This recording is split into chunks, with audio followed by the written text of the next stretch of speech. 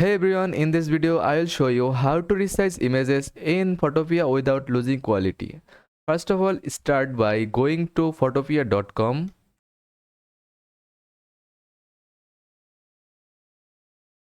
Then click here. After that, you can drag and drop your file or use the file open. Now select your image. After loading, go to image in the top menu, then select image size.